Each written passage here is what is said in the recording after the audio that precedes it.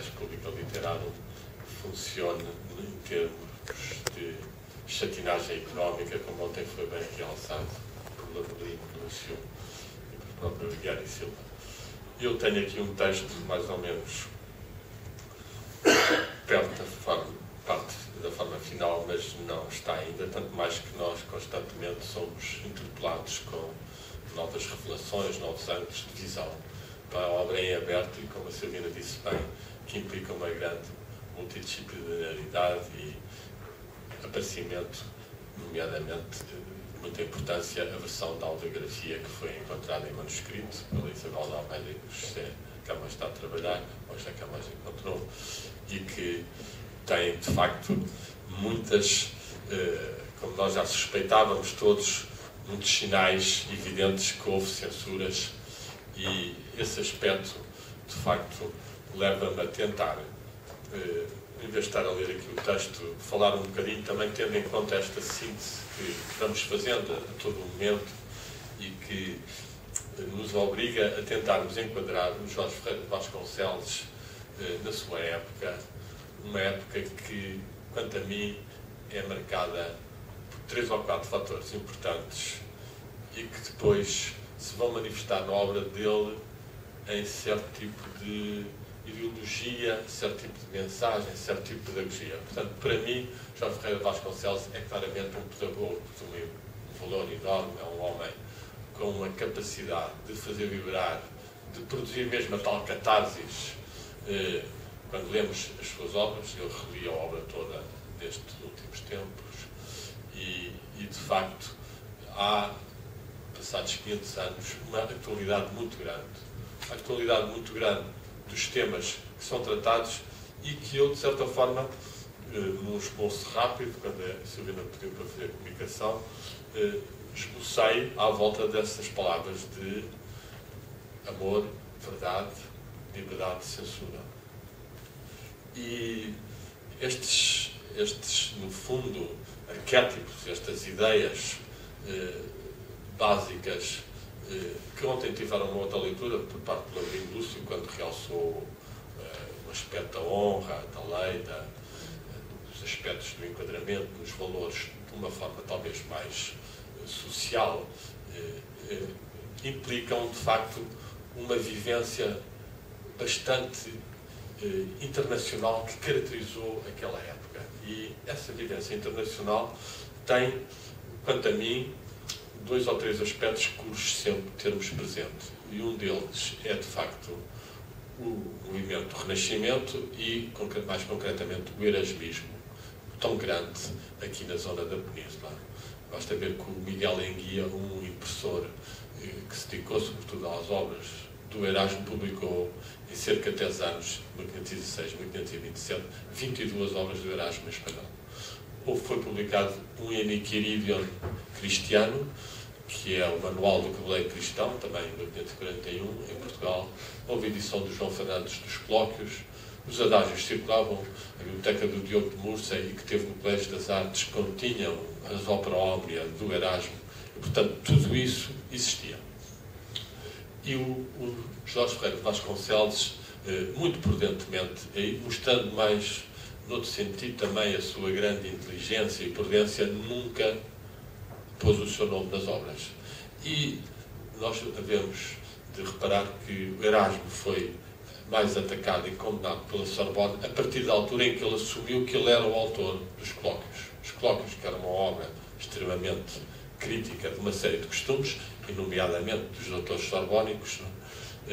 foi a partir dessa altura que começou a ser atacado, que culminou aqui na zona da Península com o famoso encontro em Valladolid, em que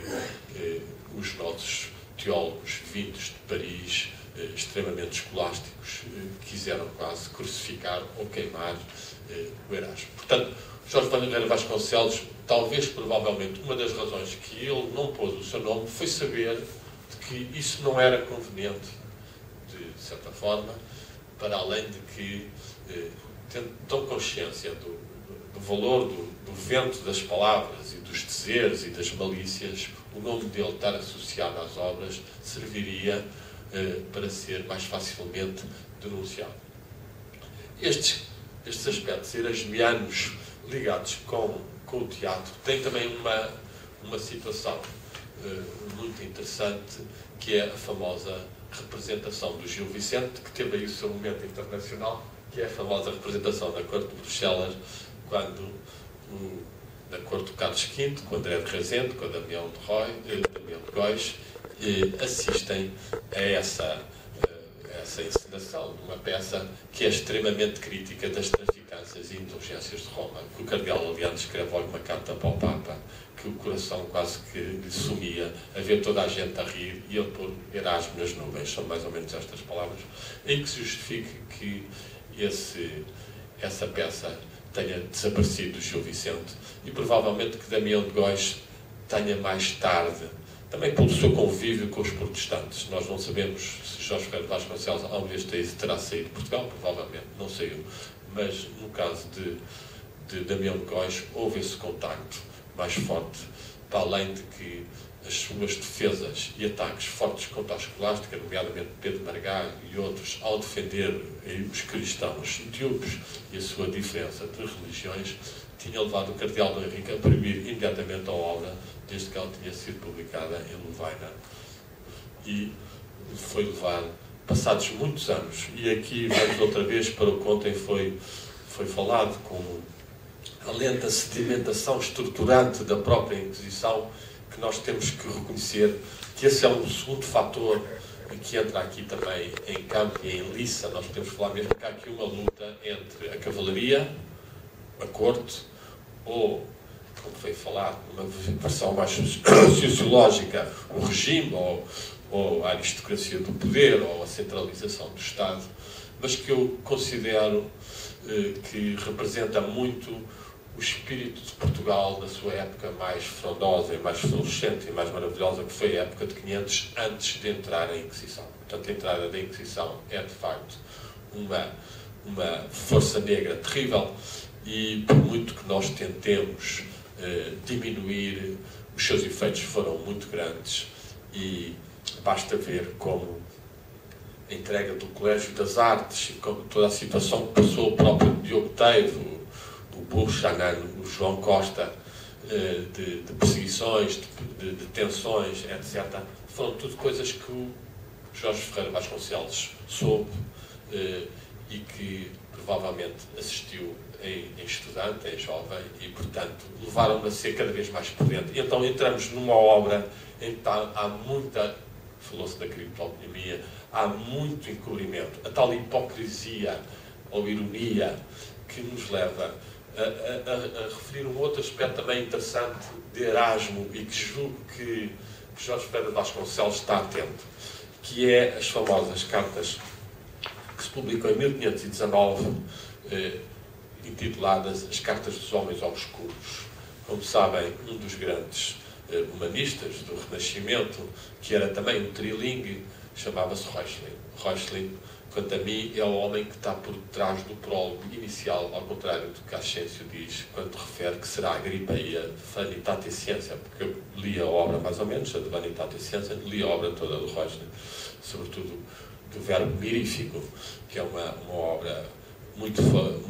valiosa, em que ele tenta realmente realçar a utilização das palavras e dos sons da tradição cabalística numa perspectiva cristã. Isso vai dar-nos realmente alguns pontos de desenvolvimento interessantes, porque eles estão aqui presentes no prólogo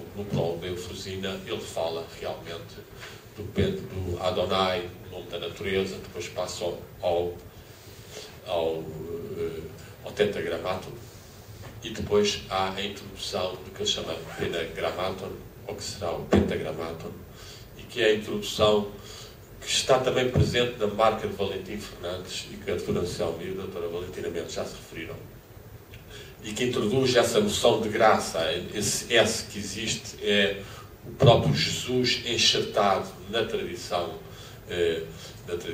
da lei, e que transcende enquanto amor. Esta visão do prólogo acaba por ser escamoteada, para além de ter outras referências algo esotéricas, que acho que em toda a obra do Ferreira de Vasconcelos, eu acho que esse é um terceiro ponto a notarmos, é esse conhecimento das artes mágicas e associados, curiosamente, também por ele, das suas obras às livrarias. Isso é, por exemplo, muito presente no memorial. Por 3 vezes aparecem 3 bibliotecas, 3 livrarias, e todas elas associadas a livros mágicos e com, em seguida, porque Jorge Ferreira de Vasconcelos, podemos dizer que no memorial tem a sua grande mensagem já fora, num constante jogo antitético e de contraditórios que era muito erasmiano também, não é? Que tinha sido realçado em termos do Donato e do Cícero como formas de retórica, de realçar através dos contrastes as virtudes de um lado. O Jorge Ferreira Vasconcelos, no prólogo, diminui essa parte, diminui também as citações de provérbios e nos começos de cada um dos capítulos insere uma alta sabedoria em geral sobre o amor e sobre o valor da cavalaria. O valor da cavalaria que nos leva também, ainda que eu tivesse voltado atrás um bocadinho para explicar essas tais cartas obscuras, o Reuchlin, então, quando publicou esse livro, o Verbo Mirífico, foi muito atacado por ser considerado, primeiro, porque era um cristão novo, segundo, porque associava demasiado a cabala e a hebraica ao cristianismo, e então houve uns primeiros padres em Nuremberg que fizeram uma primeira queima de livros e tentaram condenar. E então Ulrich von Hutten e outros homens, ainda que se tenha atribuído a Erasmo essa situação, e foi das situações mais caricatas do Renascimento, escreveram uma série de cartas dos homens obscuros, que eram como se fossem frades e pessoas muito obscuras de toda a Alemanha e da Europa, que estavam de apoio, de acordo que se queimassem os livros e que os mestres sorbónicos ou escolásticos que condenavam o saber é que estavam. Isso provocou um grande risolta, etc. E nós aqui, no Jorge Ferreira de Vasconcelos, encontramos uma situação que me faz lembrar, para além de várias outras, mas essa faz-me lembrar que ele teve consciência em 1519, portanto foi um dos fatores mais importantes de uma risada forte que se fez sobre o obscurantismo que se começava a acentuar na Igreja, que é que ele refere o tal poeta, que também cristão novo, que teria feito à rainha espanhola, considerando que poderia ter sido nela que teria sido Santa Ana para nascer uma outra Nossa Senhora. E então o diálogo diz logo assim: mas que coisa mais herética, essa mulher devia ser queimada. E então depois há uma resposta sábia, portanto aqui uma nova noção antitética, diz: não, são altos engenhos subtis que não param até ao infinito. Isto aqui representa claramente uma afirmação de uma que eu considero, ainda que não esteja tão presente como em Marcílio Ficino ou em Pico de la Mirandola, concomitantemente a essa afirmação da dignidade humana, e isso está muito presente em Jorge Ferreira de Vasconcelos. Eu aqui na comunicação tenho várias citações que poderia estar a ler, mas pronto, vou-me deixar neste ritmo. Nessa dignidade humana existe também uma afirmação colateral, que é a continuidade da circulação de sabedoria. Há uma filosofia prega, há uma priscatologia, há uma revelação natural que sempre foi existente. Nós encontramos isso bastante em Jorge Ferreira Vasconcelos. Como, sobretudo, com a referência a seres sábios filósofos pagãos. Portanto, ele vai dar cumprimento a uma das queixas que Erasmo publicou no seu Anti-Bárbaro, contra os bárbaros eram os escolásticos, quando ele afirma que realmente dizem-me que eu não devo ler Virgílio ou Homero, mas se esses grandes seres não estão salvos e estão no inferno, então não há nenhum cristão que se salve e que não vá parar ao inferno. E, de facto, Jorge Ferreira Vasconcelos, por mais de uma vez, recua a tradição mesmo greco-latina, e aí ele é um homem dos descobrimentos, tem a consciência da Pérsia. Existe mais do que uma vez referências à Pérsia, muito constantes. E Astaxerxes, Circe, Dario são utilizados como exemplos essa prisca teologia vai ser reafirmada também de uma forma muito original,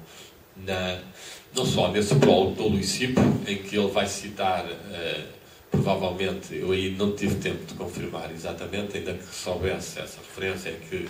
de acordo com Pitágoras, a vida pode ser vista como um mercado, as pessoas que vão lá e que se envolvem muito, há outras que contemplam, assim, e aqui o Jorge Ferreira Vasconcelos trabalha essa citação, e no seu conhecimento de cavalaria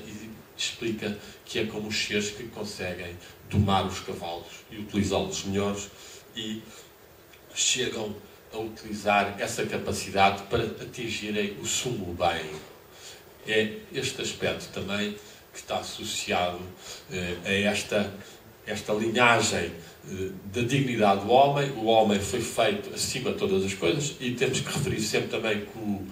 outro aspecto primacial no Jorge Ferreira Vasconcelos é o seu feminismo. Eu digo mesmo, não é só uma defesa da mulher, é um feminismo. Ele tem frases em que as mulheres, uma das mulheres amaldiçoa quase os homens que podem fazer o que querem e nós temos que nos sujeitar completamente a eles. Não sei se lembra dessa frase. Portanto, tem muitas outras. Cria uma Merlinda, portanto, há o Merlin, que é quase Deus. No memorial está a esse nível. Tem também uma Merlinda, que também tem poderes mágicos, e assistimos também a uma devoção tão grande à mulher que muitas vezes é quase considerada um ídolo, e permite que, de facto, a obra se torne um verdadeiro breviário de amor com altas afirmações e conhecimentos do amor. Algo que o Erasmo não tinha tanto. Aí temos que, claramente, portanto, quando Eugênio Ascensio considera que a expressão ânimo e a anima animosa, etc., há influência de Erasmo em relação à sua própria expressão de amor, acho que não. Ainda que, certamente, leu o Elogio da Loucura, ontem já foi referido pela professora Isabel Almeida, e há muitos outros sinais, de facto, de afirmações em que ele valoriza essa inflamação do coração, esse desejo de lograr coisa boa, como ele diz, e que se alimenta muito de uma contemplação e de um trabalho interior de imaginação, pela qual os espíritos se comunicam, e, portanto, aí entramos também num outro domínio, algo ligado com a parte mágica dele, e que se refere também à capacidade de Jorge Ferreira Vasconcelos ter uma consciência muito grande do amor, dos efeitos psicossomáticos do amor, do nascimento do pensamento, da formação do pensamento. E aí entramos numa imagem que, quanto a mim, é uma das imagens mais importantes, não é? Claro que eu deveria referir, dentro destes 3 minutos, de mais alguns aspectos que eu acho que são muito importantes, que é a sua capacidade de sentir a natureza e de descrever tão bem a natureza como ele faz no memorial. Há descrições fabulosas. E uma natureza que não é só as fragas e as pedras. Eu tenho uma página no Facebook que se chama Culto das Pedras e das Árvores, e, passado este colóquio, vou pôr várias das descrições que são feitas das fragas e dos penedos e dos penhascos e dos alquintalamentos e as matas e os bosques, com uma sensibilidade muito grande, acompanhada da sua contraparte subtil. Toda a obra está recheada de ninfas, de fadas, de espíritos da natureza. Nós, hoje em dia, vamos já considerar pura imaginação, mas que naquela época não seria tanto, porque nós vemos o David Góes, na sua descrição de Lisboa, ter quase 2 ou 3 páginas consagradas ao Tritão, que teria sido visto o espírito da natureza. E, portanto, o Jorge Ferreira Vasconcelos tem essa capacidade de viver com uma dimensão espiritual a vida. Essa é um dos aspectos importantes, e terminava então lembrando dessa imagem que eu há pouco estava a referir, que aparece tanto no prólogo de Eufrosina, como aparece também no memorial, 2 vezes essa imagem em que Jorge Ferreira de Vasconcelos vai acrescentar qualquer coisa à obra divina, e isto é o máximo do Criador, o máximo da dramaturgia, e então é